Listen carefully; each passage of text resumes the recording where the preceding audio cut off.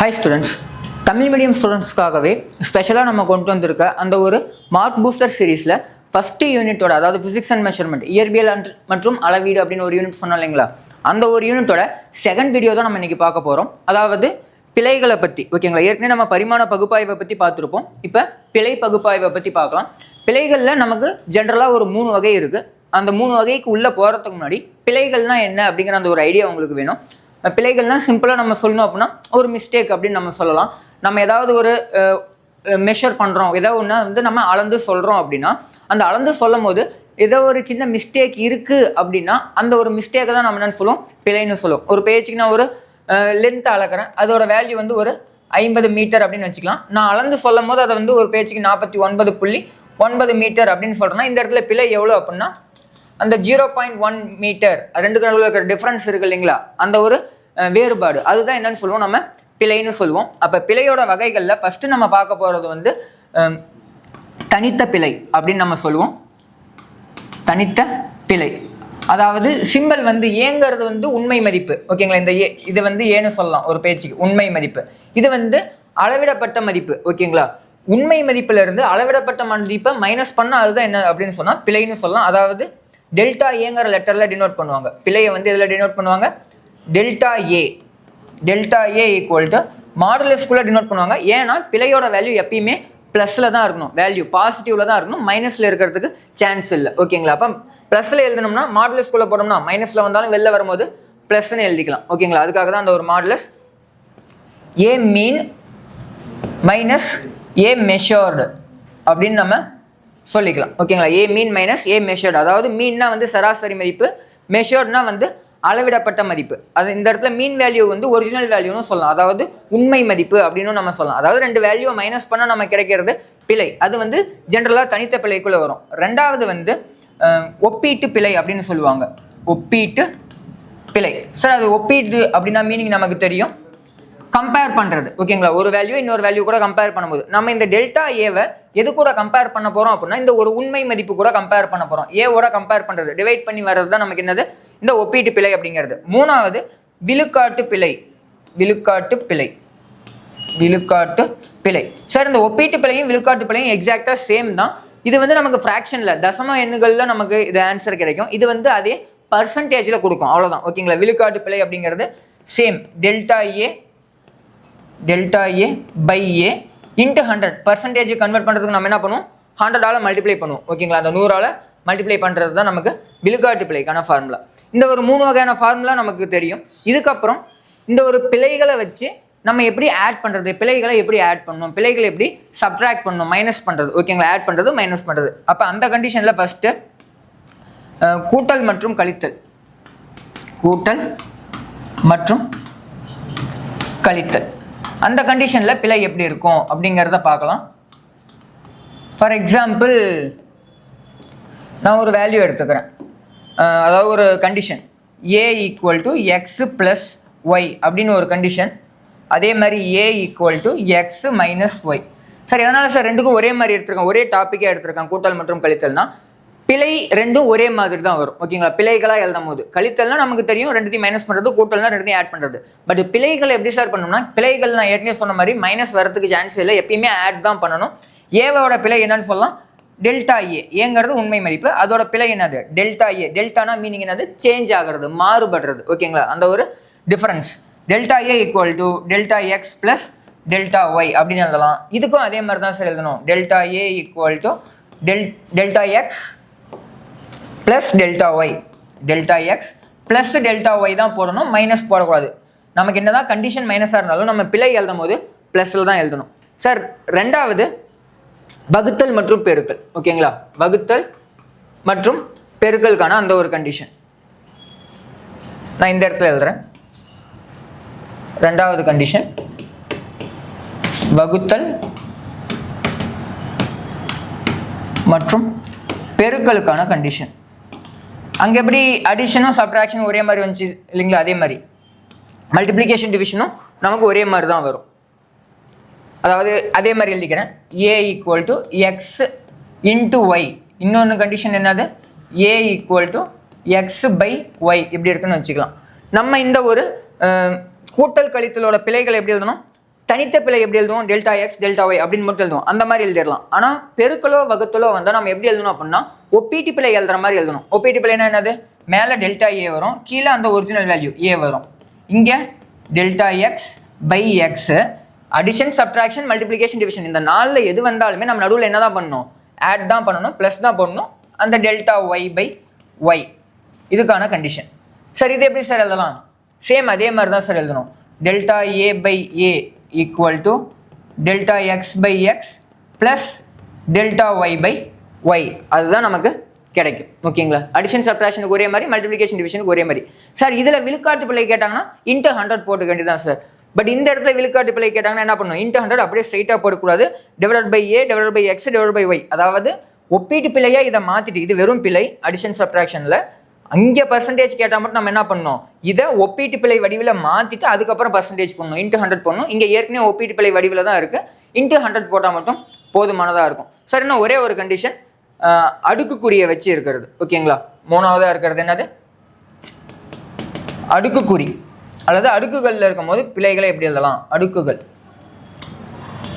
ஓகேங்களா, for example அதே A equal to X square Y கியூப்னு இருக்குது. இதோட பிழையை எப்படி சார் எழுதலாம், இந்த பவரில் இருக்கிறத கொண்டு வந்து முன்னாடி போட்டு அப்படியே எழுதுருங்க, எப்பயும் போல பிழை எழுதுற மாதிரி. ஏவை என்ன எழுதலாம், delta A by A equal to 2 முன்னாடி கொண்டு வந்துடுறேன், delta X by X plus அந்த 3 கொண்டு வந்துடுறேன், டெல்டா ஒய் பை ஒய்.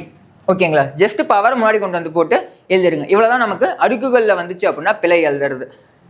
அடுத்தது ஒரு சின்ன டாபிக், நீட் 2026 ரீசெண்டாக கேட்ட ஒரு டாபிக், முக்கிய எண்ணூறுகள்ல இருந்து கொஸ்டின் இருந்துச்சு. அப்போ முக்கிய எண்ணூறுகளை பற்றி இருக்க அந்த ஒரு ஐடியாவை வந்து நான் சிம்பிளாக சொல்லிடுறேன். ஒரு 7 ரூல் இருக்குது. ஃபஸ்ட்டு ரூல் என்ன அப்படின்னா, சிம்பிளாக அப்படியே சொல்லி எக்ஸ்பிளைன் பண்ணிவிட்டு எக்ஸாம்பிள் சொல்லிடுறேன்.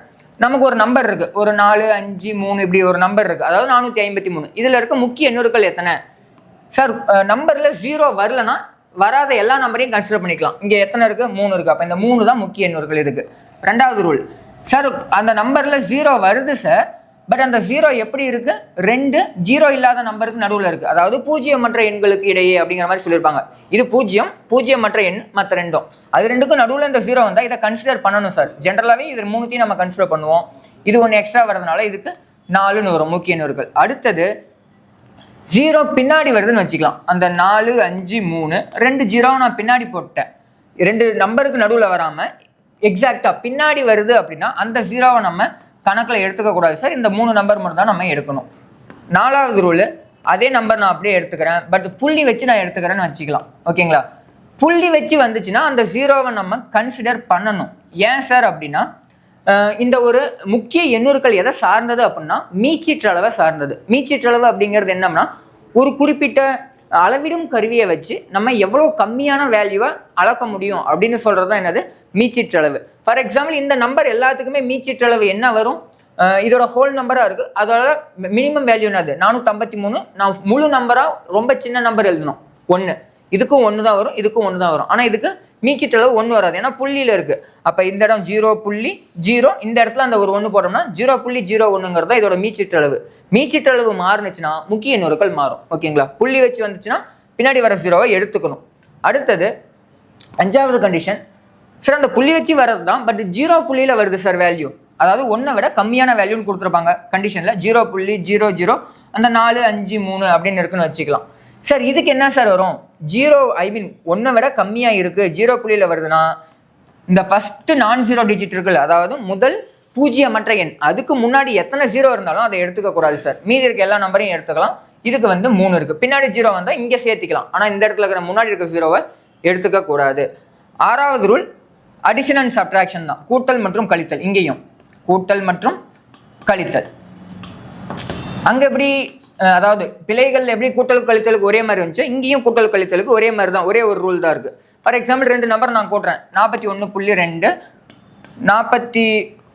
41.24 இப்படி இருக்குன்னு வச்சுக்கலாம். 2 நம்பரையும் கூட்டினோம்னா நமக்கு 82.44 அப்படின்னு நமக்கு கிடைக்குது. சார் இது ஃபைனல் ஆன்சரா அப்படின்னு கேட்டிங்கன்னா இது இல்லை. 2 நம்பரை கூட்டினா இதுதான் வேல்யூ. இதோட முக்கிய எண்ணூறுகள் எப்படி சார் கண்டுபிடிக்கிறது, நல்லா கவனிங்க. நம்ம எந்த 2 நம்பரை கூட்டுறோமோ அந்த 2 நம்பரில் எந்த நம்பருக்கு கம்மி டிஜிட் இருக்குது பாயிண்ட்டுக்கு அப்புறம், அதாவது கம்மி தசம எண்கள் இருக்குது, தசமத்துக்கு அப்புறம் இருக்க எண்கள். இதில் 1 தான் இருக்குது, இதில் 2 இருக்குது, இதில் 1 இருக்குது, இதில் 2 இருக்குது. ஆன்சர் எப்படி இருக்கணும்னா எதுக்கு கம்மியாக இருக்கோ அதை தான் சூஸ் பண்ணணும். அப்போ ஆன்சரில் புள்ளிக்கு அப்புறம் ஒரே ஒரு நம்பர் தான் இருக்கணும். அப்போ இதை எப்படி மாற்றலாம்? 82.4 இந்த 4 விட்டுறலாம். ஓகேங்களா? Simple idea. ஓகேங்களா? இதுவே இன்னும் ஒரே ஒரு ரூல் இருக்குது. என்ன ரூல் அப்படின்னு பார்த்தீங்கன்னா மல்டிப்ளிகேஷன் டிவிஷனுக்கு, அதாவது வகுத்தலுக்கும் பெருக்கலுக்கும், வகுத்தல் மற்றும் பெருக்கலுக்கான கண்டிஷன். சார் அது எப்படி சார் எழுதலாம் அப்படின்னா, ஃபார் எக்ஸாம்பிள் அதே மாதிரி ஒரு 2 நம்பர் எடுத்துக்கிறேன். 4.12 இன்ட்டு 3.1 இப்படி இருக்குன்னு வச்சுக்கலாம். 2 நம்பர் இருக்குது. இது ரெண்டுத்தையும் மல்டிப்ளை பண்ணால் எக்ஸாக்டாக நான் மல்டிப்ளை பண்ணல, நான் அப்ராக்சிமேட்டாக எழுதுறேன். 3 4 12 வரும். அப்போ 12 1.2 12 புள்ளியில் நமக்கு ஆன்சர் வரும். ஒரு பேஜுக்கு 12.45 இந்த மாதிரி வருதுன்னு வச்சுக்கலாம். நான் அப்ராக்சிமேட்டாக சும்மா எழுதிருக்கேன். ஓகேங்களா? நீங்கள் மல்டிப்ளை பண்ணி பாருங்கள். இந்த மாதிரி ஒரு நம்பர் வருதுன்னு வச்சுக்கலாம். இங்கே 2 தசமம் இருக்கிறதுனால இங்கே 2 தசம எண்கள் இருக்கும். இப்போ 12.45 தான் நமக்கு ஆன்சரா சார், மல்டிப்ளை பண்ணி வர்றது தான் ஆன்சரான்னு கேட்டிங்கன்னா அது இல்லை. முன்ன மாதிரியே நம்ம செக் பண்ணணும். இப்போ என்ன செக் பண்ணணும் அப்படின்னா எதுக்கு கம்மி சிக்னிஃபிகன்ட் ஃபிகர்ஸ் இருக்குது, எதுக்கு கம்மி முக்கிய எண்ணுறுகள். இங்கே பார்த்தது புள்ளிக்கு அப்புறம் எத்தனை நம்பர் இருக்குது அப்படிங்கிறது. இங்கே அதை பார்க்கக்கூடாது, முக்கிய எண்ணுறுகள் பார்க்கணும். இந்த நம்பரில் எத்தனை முக்கிய எண்ணுறுகள் இருக்குது? 3. இந்த நம்பரில் எத்தனை முக்கிய எண்ணுறுகள் இருக்குது? 2. ஓகேங்களா? எதுக்கு கம்மியோ அதை தான் இங்கேயும் சூஸ் பண்ணணும். அப்போ நம்ம ஃபைனல் ஆன்சரில் 2 முக்கிய எண்ணுறுகள் தான் இருக்கணும். ஓகேங்களா? ஃபைனல் ஆன்சரில் என்ன இருக்கணும்? 2 முக்கிய எண்ணுறுகள் தான் இருக்கணும். இதை வந்து 2ஆக மாற்றணும், அதாவது 12.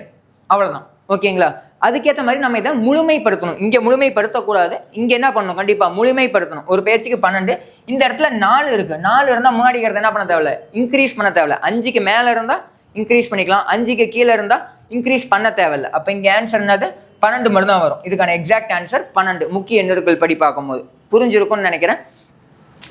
ஓகே, பேஸ் பண்ண சம்ஸ் எல்லாம் பார்க்கலாம். ஃபஸ்ட்டு சம்மு ஒரு ஈஸி சம்னு சொல்லலாம். நீட்டில் அடிக்கடி கேட்கக்கூடிய மாடல். 2025லையும் கேட்டாங்க, 2024லையுமே கேட்டிருந்தாங்க இதே மாடலில்.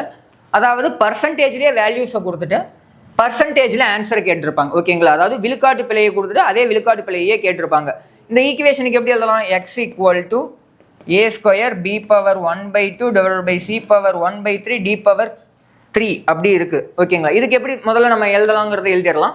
அதாவது எக்ஸை வந்து Δx/x இன்ட்டு 100 பர்சன்டேஜிங் போது பர்சன்டேஜ்லேயே கொடுத்துட்டு பர்சன்டேஜ் கேட்டாங்கன்னா இந்த 100 போடணுங்கிற அவசியம் இல்லை, போடக்கூடாது. அவசியம் இல்லைங்கிறத விட போடக்கூடாது, ஏன்னா பர்சன்டேஜில் அவங்களே கொடுத்துட்டாங்க.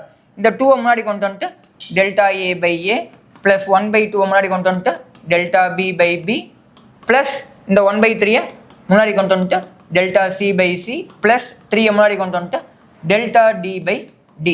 இந்த Δa/aங்கிறது என்னது? பிழை தான். ஓகேங்களா? இது ஃபுல்லாகவே என்னது?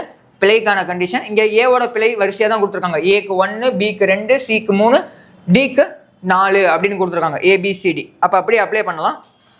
இதில் அப்ளை பண்ணோம்னா 2 இன்ட்டு ஏவோட வேல்யூ 1 ப்ளஸ் 1/2 இன்ட்டு பியோட வேல்யூ 2, 1/3 இன்ட்டு சியோட வேல்யூ 3, இது 3 இன்ட்டு டியோட வேல்யூ 4.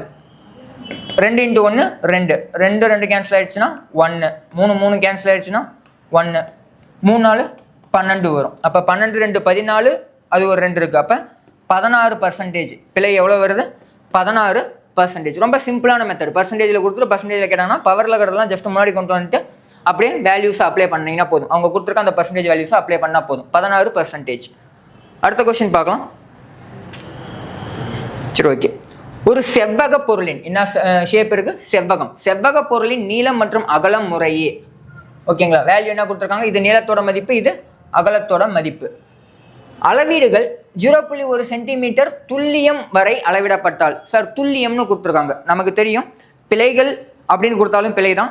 கொஷின் பிழைகளை பேஸ் பண்ண கொஷினில் துல்லியம் அப்படின்னு கொடுத்தாலும் அதுவும் பிழையை தான் குறிக்கும். நுட்பத்தன்மை அப்படின்னு கொடுத்தாலும் அதுவும் பிழையை தான் குறிக்கும். இன்னொரு வார்த்தை மீச்சிற்றளவு. மீச்சிற்றளவு, பிழை, துல்லியம், நுட்பம். இந்த 4 வார்த்தையில் எதை யூஸ் பண்ணாலும் அதை நம்ம என்னென்னு தான் எடுக்கணும்?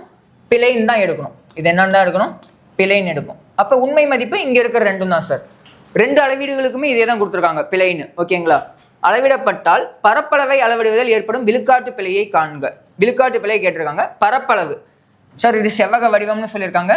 இது லென்த்து, இது பிரெத்துன்னு வச்சுக்கலாம். ஓகேங்களா? லென்த்தோட வேல்யூ கொஷினில் கொடுத்துருக்கிறது 12.4 சென்டிமீட்டர், பிரெத்தோட வேல்யூ 8.6 சென்டிமீட்டர். நீளம் அகலம். ஓகேங்களா? Length breadth. சார் ஏரியாங்கிறது பரப்பளவுனா ஏரியா. ஏரியாக்கான ஃபார்முலா என்ன வரும்? Length into breadth. சார் இதுக்கு விழுக்காட்டு பிழை கேட்டிருக்காங்க. நம்ம எப்படி எழுதலாம்? Delta A by A into 100 equal to delta L by L plus delta B by B, ரெண்டுக்குமே இன்ட்டு 100 வரப்போகுது. நான் ஒட்டுக்கா காமனாக இன்ட்டு 100ன்னு போட்டுக்கிறேன். சார் இதில் delta L delta B, L B கொடுத்துறாங்க, இதுதான் எல், இது பி. இந்த டெல்டா எல் டெல்டா பிங்கிறது என்னது? அவங்க கொடுத்துருந்த பிழை சார். இது ரெண்டுக்கும் அதே தான் வரும். இதுதான் என்னது? 0.1 சென்டிமீட்டருங்கிறது தான் டெல்டா எல். இந்த கண்டிஷனுக்கு டெல்டா பியும் அதே தான். ஓகேங்களா? அப்போ அப்ளை பண்ணலாம். டெல்டா எல்லோட value 0.1 divided by 12.4 plus 0.1 divided by 8.6 into 100. நான் இந்த பக்கம் சால்வ் பண்ணுறேன். 100ஆல் மல்டிப்ளை பண்ணால் இந்த இடம் என்ன ஆகும்? 10 மாறும். 10 பை 12.4 ப்ளஸ் அதே 10 பை 8.6. இப்போ நம்ம டிவைட் பண்ணலாம். 10ஐயும் 8.6ஐயும் அடித்தா கண்டிப்பாக 1 அதிகமாக இருக்கும். ஓகேங்களா? 1.2 வரதுக்கு வாய்ப்பு இல்லை. 1.7ன்னு வரும். ஓகேங்களா? 1.17 அப்ராக்சிமேட்டாக வரும். ஓகேங்களா? அதே மாதிரி இங்கே கண்டிப்பாக மேலே 10 கீழே 12ங்கும் போது கண்டிப்பாக 1 விட கம்மியாக தான் வரும். 0.0 வரும். 0.9 வருமானு கேட்டிங்கன்னா கண்டிப்பாக வரதுக்கு வாய்ப்பு இல்லை. 124 இங்கே 100ங்கிற மாதிரி கணக்கு. 100 124னா கண்டிப்பாக நமக்கு 0.9 வராது, 0.8ல் வரும். ஓகேங்களா? செக் பண்ணி பாருங்கள். நான் அப்ராக்சிமேட்டாக போட்டிருக்கேன். இப்போ 0.8 ப்ளஸ் 1.17 1.17 அப்ராக்சிமேட்டாக என்ன வருது? 1.8 ப்ளஸ் 1 9ங்களா? 97%. ஆப்ஷனை செக் பண்ணுவோம். 1.97 நமக்கு 1.9ல் எந்த ஆப்ஷனுமே இல்லை. 2 இருக்குது பக்கத்தில். நியர்பை ஆன்சர் என்ன இருக்குது? 2 இருக்குது. 1.97 இது 1.8. ஓகேங்களா? வித்தியாசம் இருக்குன்னு நினைக்கிறேன். இங்கே 9 வந்துருச்சு. அப்போ 0.03 தான் தேவை 2க்கு. அப்போ இதுதான் ஆன்சர் வரும். ஓகேங்களா? செக் பண்ணி பார்த்துடலாம். நீங்கள் பார்த்துக்கோங்க. அடுத்தது 3வது ஒரு கொஷின். சார் இது அனதர் மெத்தட் சார். அதாவது இந்த மாதிரி நம்பர்ஸ் வந்து ப்ளஸ் ஆர் மைனஸில் கொடுத்துருப்பாங்க. இந்த வேல்யூ என்ன அப்படிங்கிறது தெரிஞ்சால் மட்டும் போதும். இது வி அப்படின்னா இதுதான் எக்ஸாக்ட் வியோட வேல்யூ. இது வந்து டெல்டா வி அப்படின்னு அர்த்தம். இது ஐனா இந்த இடம் ஐ. ஓகே, இந்த இடம் எதை குறிக்கும்? டெல்டா ஐயை குறிக்கும். அதாவது பிழை. ப்ளஸ் ஆர் மைனஸ்க்கு அப்புறம் வந்து அதை பிழைன்னு சொல்லலாம். என்ன கேட்டிருக்காங்க அப்படின்னா சதவீத பிழை தான் மறுபடியும் கேட்டிருக்காங்க. மின்தடையில் இருக்க சதவீத பிழை. ஓகேங்களா? ஆரை அளவிடுவதில் ஏற்படும் சதவீத பிழை. அப்போ R equal to V by I. சதவீத பிழைனாலும் விழுக்காடு பிழைனாலும் ஒன்று தான். ஃபார்முலா அவங்களே கொடுத்துட்டாங்க. ஃபார்முலா எப்படி மாற்றலாம்? டெல்டா ஆர் பை ஆர், சதவீத பிழைங்கும் போது into 100 delta V by V plus delta I by I into 100. இந்த பிழைகள் சம்மந்தமான சம்ஸ்லாம் நம்ம சால்வ் பண்ணுறதுக்கு நிறைய பேசிக் ஃபார்முலாஸ் எல்லாமே தெரிஞ்சுக்கணும். கொஷனில் இதை கொடுத்துருந்தாலும் கொடுக்கலாம் நமக்கு எடுக்க தெரியணும். வி ஐ கொடுத்துருந்தாங்கன்னா R equal to V by ஐன்னு நமக்கு எடுக்க தெரியணும். ஓம் விதிப்படி நமக்கு இது வரும். வி ஈக்குவல் டு ஐஆர் அந்த ஒரு ஃபார்முலாவிலேருந்து வரும். அதை தாண்டி வெவ்வேறு வடிவங்கள் இருக்குது அப்படின்னா வெவ்வேறு வடிவங்களுக்கான பரப்பளவு கன அளவுக்கான ஃபார்முலாலாம் நமக்கு தெரிஞ்சுக்கணும். ஏன்னா முன்னாடி ஒரு கொஸ்டின்ல எப்படி கேட்டாங்க? பரப்பளவுன்னு கேட்டாங்க இல்லைங்களா? அதெல்லாம் நமக்கு தெரிஞ்சிருந்தா போதுமானதாக இருக்கும். இப்போ வேல்யூஸ் அப்ளை பண்ணலாம். Delta V. ஓகேங்களா? இது வி, இது டெல்டா வி. டெல்டா வியோட வேல்யூ 5, வியோட வேல்யூ 200 ப்ளஸ் டெல்டா ஐயோட வேல்யூ 0.2, ஐயோட வேல்யூ 20 இன்ட்டு 100. ஓகேங்களா? சால்வ் பண்ணிடலாம்னு நினைக்கிறேன். சிம்பிளாக முடிஞ்சிடும். 5 இன்ட்டு 100 500 பை 200 ப்ளஸ் இது என்னவாகும்? 10ஆல் மல்டிப்ளை பண்ணால் 2, 100ஆல் மல்டிப்ளை பண்ணால் 20 வந்துடும். 20 பை 20 கேன்சல் பண்ணால் இது 1 வரும். 2 0 கேன்சல் ஆகிடும். 5 2னா 2.5 வரும். அப்போ 2.5 ப்ளஸ் 1 3.5%. அப்போ மின்தடையை அளவிடுவதில் ஏற்படும் சதவீத பிழை எவ்வளோ இருக்குது? 3.5% அப்படிங்கிறது இருக்குது. ஓகேங்களா? நெக்ஸ்ட் 4வது ஒரு கொஷின். இந்த மாடல் வந்து இது வரைக்கும் நீட்டில் கேட்டதில்லை. பட் ஜேஇயில் இந்த வருஷம் முதற்கொண்டு கேட்டிருக்காங்க. அதனால் இந்த ஒரு மாடல் கொடுத்துருக்கேன். கொஞ்சம் டிஃப்ரெண்ட்டான மாடல். அதுக்காக மறுபடியும் அந்த R1 R2 2 மின்தடையோட வேல்யூ கொடுத்துட்டு இந்த 2 மின்தடையையும் பக்க இணைப்பில் இணைக்கிறேன். என்னத்தை பண்ணுறேன்? பக்க இணைப்பில் இணைக்கப்படும் போது அந்த ஒரு இணைப்போட நிகர மின்தடை என்னன்னு கேட்குறாங்க. நார்மலாக பக்க இணைப்பில் நிகர மின்தடைக்கான ஃபார்முலா நமக்கு தெரியும். 1/R ஈக்குவலண்ட் அப்படின்னு எழுதுவோம்.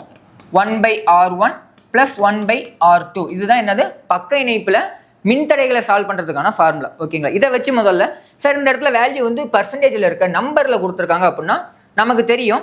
இந்த மாதிரி கொடுத்துருக்காங்கன்னா இது ஒரிஜினல் வேல்யூ, இது பிழை அப்படின்னு நமக்கு தெரியும். அப்போ இந்த ஆர் ஈக்குவலண்ட்டோட ஒரிஜினல் வேல்யூ இது, அதோட பிழை இது. முதல்ல நம்ம ஒரிஜினல் வேல்யூவை கண்டுபிடிக்கணும். அதாவது உண்மை மதிப்பை கண்டுபிடிக்கணும். R equivalent கண்டுபிடிக்கலாங்களா? வேல்யூஸ் என்ன இருக்குன்னு பார்க்கலாம்.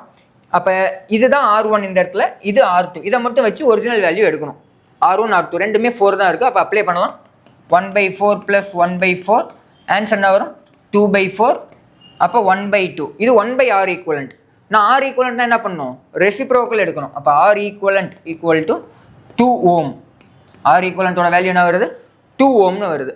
நான் இங்கே 4 இருக்குது இங்கே 4 இருக்குது, அப்போ ரெண்டும் வராது, ரெண்டு ஆப்ஷன் 2 இருக்குது. அடுத்து சார் இதுக்கான பிழை எழுதணும், அதாவது R ஈக்குவலண்ட்டோட பிழை. சார் 1/ல இருக்கும் போது மேலே வந்துச்சுன்னா என்ன ஆகும், இங்கே +1 மேலே வந்தால் -1 வரும். அப்போது அந்த -1 பிழைங்கும் போது நமக்கு தெரியும் டிஃப்ரென்ஷியேஷன் மாதிரி தான், அதாவது தொகையிடல் வகையிடல் இருக்கு இல்லைங்களா, அந்த ஒரு வகையிடல் கண்டிஷனில் தான் வரும். -1 அந்த ஒரு பேச்சுக்கு x⁻−1 இதை நான் வகையிடுறேன் எக்ஸை பொறுத்து அப்படின்னா -1 முன்னாடி வந்துட்டு x⁻−2ன்னு வரும் இல்லைங்களா. சேம் அதே மாதிரி தான் x⁻−2 இங்கே r⁻−1 மேலே வந்துச்சுன்னா அதை வகையிடும் போது என்ன ஆகும் -2 வரும். அது கீழே வரும்போது மறுபடியும் +2 வரும். ஓகேங்களா. இந்த ஒரு ஃபார்முலா நமக்கு ஸ்டேட் போர்ட் புக்கில் கடைசியில் பின்னாடி கொடுத்துருப்பாங்க இந்த மாதிரி கண்டிஷன்ஸுக்கு எப்படி போடுறதுங்கிறது.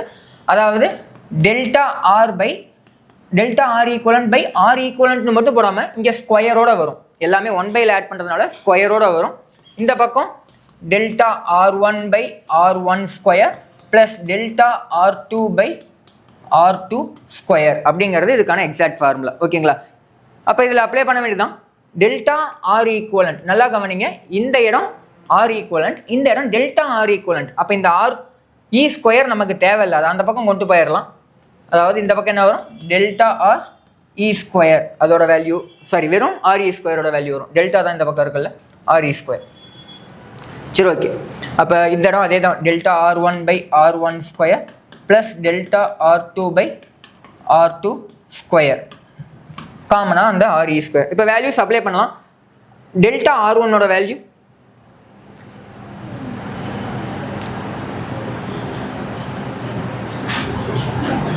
ஓகே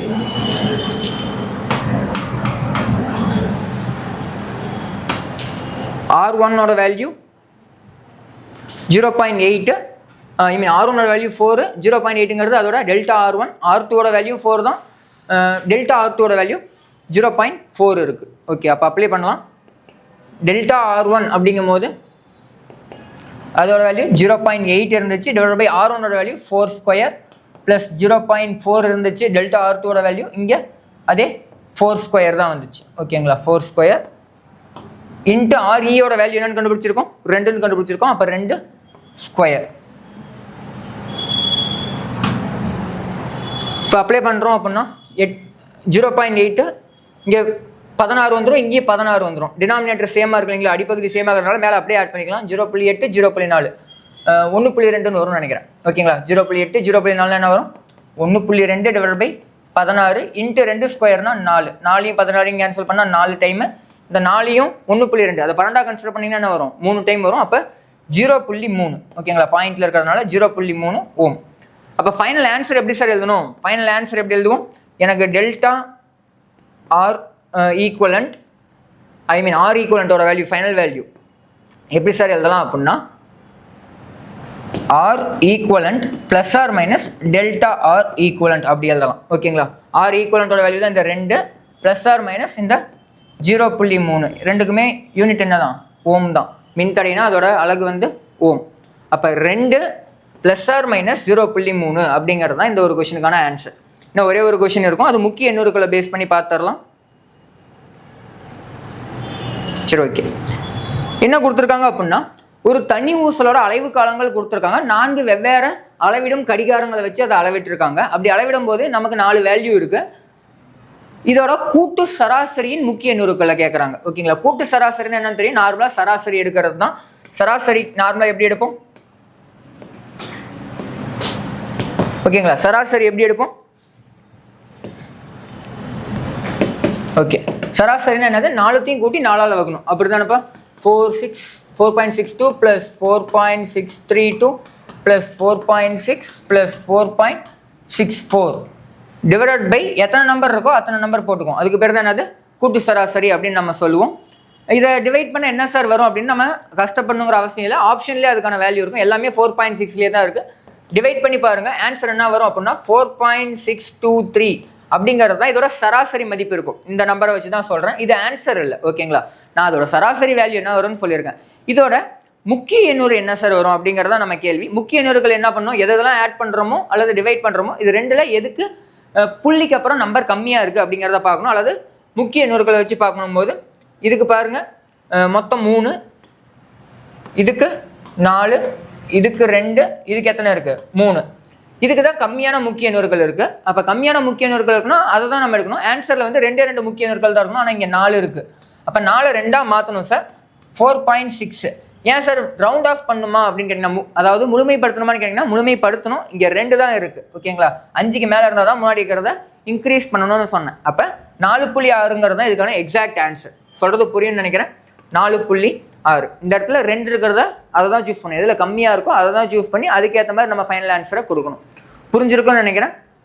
இது வந்து ஃபஸ்ட் யூனிட் தான். இந்த யூனிட்டை பேஸ் பண்ணி நமக்கு 2 கொஷின்ஸ் மினிமம் கேரண்டி. ஒன்று வந்து பரிமாண பகுப்பாய்வு, இன்னொன்று பிழை பகுப்பாய்வுலேருந்து வரலாம். அல்லது இந்த வருஷம் கேட்ட மாதிரி முக்கிய எண்ணூறுகள்லேருந்து கூட அந்த ஒரு கொஷினை கேட்கலாம். ஓகேங்களா, இப்போ இந்த கொஷின்ஸ் எல்லாமே நம்ம பார்த்து முடிச்சிட்டோம். இதே மாதிரி உங்களுக்கு ப்ராக்டிஸ் கொஷின் வேணும்னு நீங்கள் நினைக்கிறீங்களா? அப்போ நம்மளோட அகாடமியோட அந்த ஒரு வெப்சைட்டுக்குள்ளே நீங்கள் போய் நீங்கள் அந்த ஒரு கொஷின்ஸை வந்து வியூ பண்ணிக்க முடியும், நீங்கள் ப்ராக்டிஸ் பண்ணிக்க முடியும். இந்த கொஷின்ஸ்லாம் உங்களுக்கு எங்கே கிடைக்கும் அப்படின்னு பார்த்தீங்கன்னா www.futurevision.ias.com அப்படிங்கிற நம்ம வெப்சைட்டில் வந்து நீட் அப்படிங்கிற ஒரு பிரான்ச் இருக்கும். அந்த பிரான்ச்சுக்குள்ளே நீங்கள் போய் பார்த்தீங்க அப்படின்னா ப்ராக்டிஸ் கொஷின்ஸ் உங்களுக்கு டாபிக் வைஸ் அவைலபிளாக இருக்கும். அதாவது நம்ம என்னென்ன கிளாஸஸ் எடுக்கிறோமோ அந்த டாபிக் வைஸ் கொஷின்ஸ் வந்து நமக்கு அவைலபிளாக இருக்கும். இந்த மாதிரி உங்களுக்கு நீட் பேசிஸில் நமக்கு ரொம்ப இம்பார்ட்டன்ட் டாபிக்ஸ் தேவைப்படுது அப்படின்னா நீங்கள் நம்மளோட சேனலை டெய்லியும் சப்ஸ்கிரைப் பண்ணி ஃபாலோ பண்ணுறது மூலிமா உங்களுக்கு அந்த ஒரு டாப்பிக்கில் ஸ்ட்ராங் ஆகிறதுக்கான அந்த ஒரு ஆப்பர்ச்சுனிட்டி கிடைக்கும். ஓகேங்களா, இதே மாதிரி நெக்ஸ்ட் வீடியோவில் நெக்ஸ்ட் டே மீட் பண்ணுவோம். தேங்க்யூ.